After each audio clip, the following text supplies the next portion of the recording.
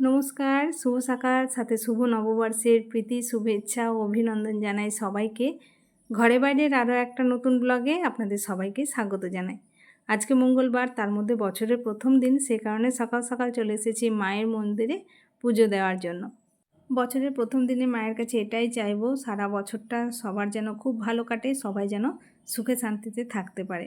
ঘড়িতে এখন হয়ে গেছে 10:30। আজকে বাড়ি থেকে বেরোতে একটু লেট হয়ে গেছিলো, কারণ কালকে বিকেল থেকে তো বৃষ্টি শুরু হয়েছে। আজকে সকাল পর্যন্ত বৃষ্টি হয়েই যাচ্ছিল। যাই হোক, বৃষ্টি থামার পর তারপরে বেরিয়েছি। এখানে আসার পর আবারও বৃষ্টি হচ্ছিল। যাই হোক, এখন আর হয়নি। এদিকে পুরোহিত মশাই তো পুজো শুরু করে দিয়েছেন, অঞ্জলি দিয়ে বাড়ি যাব। তো চলুন, আমাদের অঞ্জলি দেওয়া হয়ে গেছে, অনেকটাও বেলা হয়ে গেছে, এবার বাড়ি যাওয়া যাক।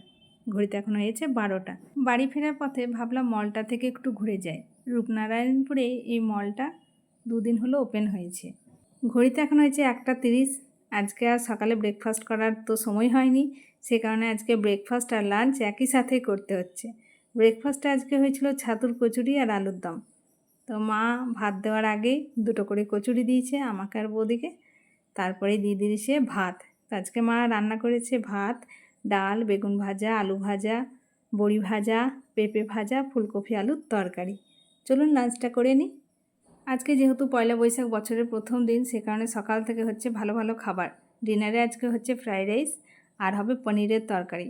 আজকে সকালবেলা যেহেতু পুজো দিতে গেছিলাম, মা সব রান্না করেছে, তো ভাবলাম মাকে একটু রেস্ট দেওয়া দরকার, সে কারণে আমি আজকে ডিনারটা বানাচ্ছি।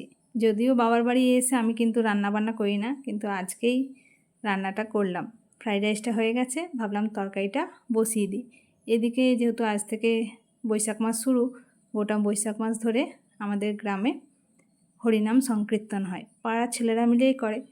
তো এই যে ওরা করছে, আর আমাদের গ্রামে যে কটা ফ্যামিলি আছে সবাই একদিন করে ওদেরকে জল খাওয়ায়, যারা এই হরিনাম সংকীর্তন করে। ছোলা ভিজিয়ে সেটাকে সেদ্ধ করে, কেউ বা ভিজিয়েও খাওয়ায়, তার সাথে জিলিপি হোক, লাড্ডু হোক, বেশ ভালো লাগে। তো চলুন, হরিনাম তো শোনা হয়ে গেল, তরকারিটা আমার কিন্তু রেডি হয়ে গেছে। তো বন্ধুরা, আজকের মতো ভিডিওটা এই পর্যন্তই রাখছি। আজকের এই ভিডিওটা আপনাদের কেমন লাগলো কমেন্টে জানাবেন, আর ভালো লেগে থাকলে একটা লাইক করবেন। আজকের মতো এই পর্যন্তই, আবার ফিরে আসবো নতুন একটা ব্লগ নিয়ে। আপনারা সবাই সুস্থ থাকুন, ভালো থাকুন, সাবধানে থাকুন। দেখা হবে খুব শীঘ্রই পরের একটা ব্লগে। Bye, good night.